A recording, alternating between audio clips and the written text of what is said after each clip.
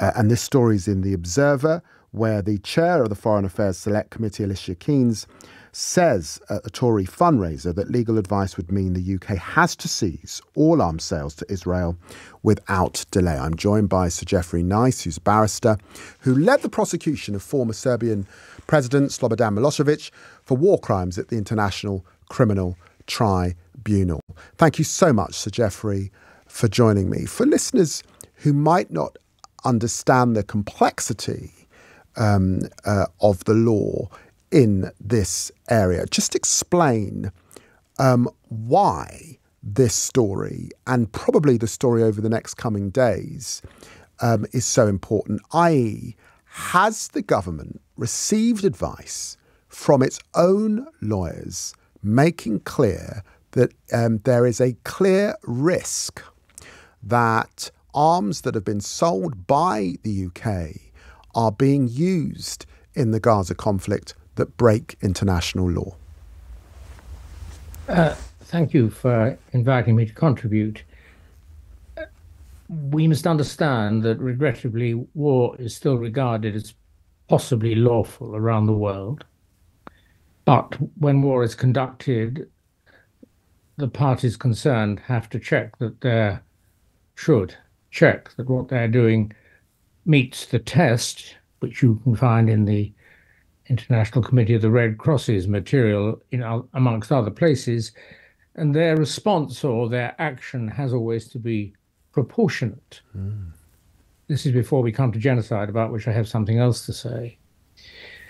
In the case of the Israel-Gaza conflict, despite all sympathy going initially, of course, to the Israeli suffering the most dreadful, criminal, and quite possibly genocidal in part attack by Hamas and others, concerns developed rapidly that the response of Israel might not be justified simply as self-defense or as lawful search for the hostages, but might be not proportionate and therefore unlawful.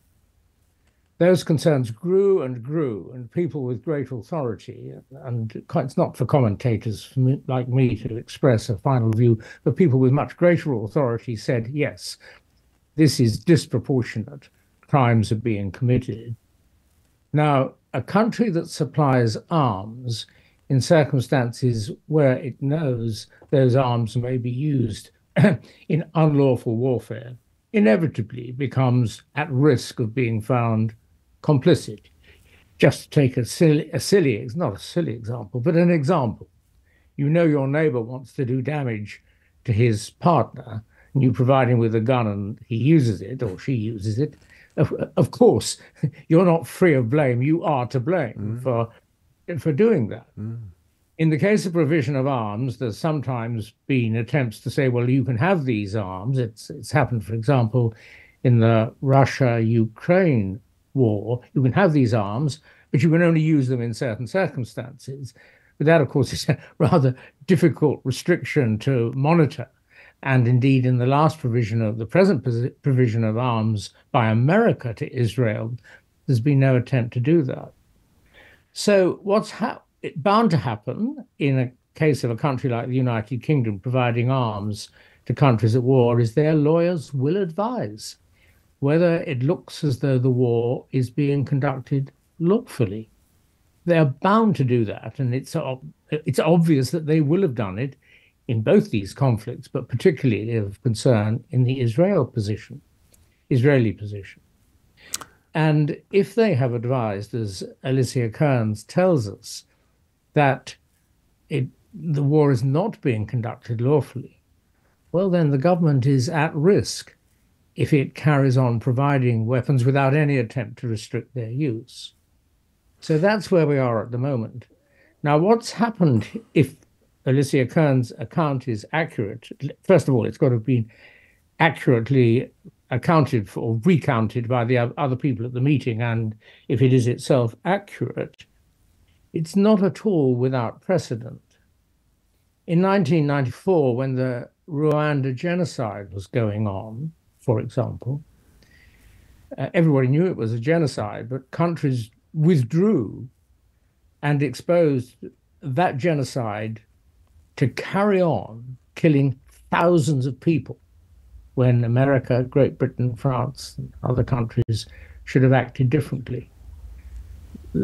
What happened was that the British lawyers, the Foreign Office lawyers, correctly advised the then Foreign Secretary Douglas Hurd that if he used the word genocide, he would be obliged by law to act.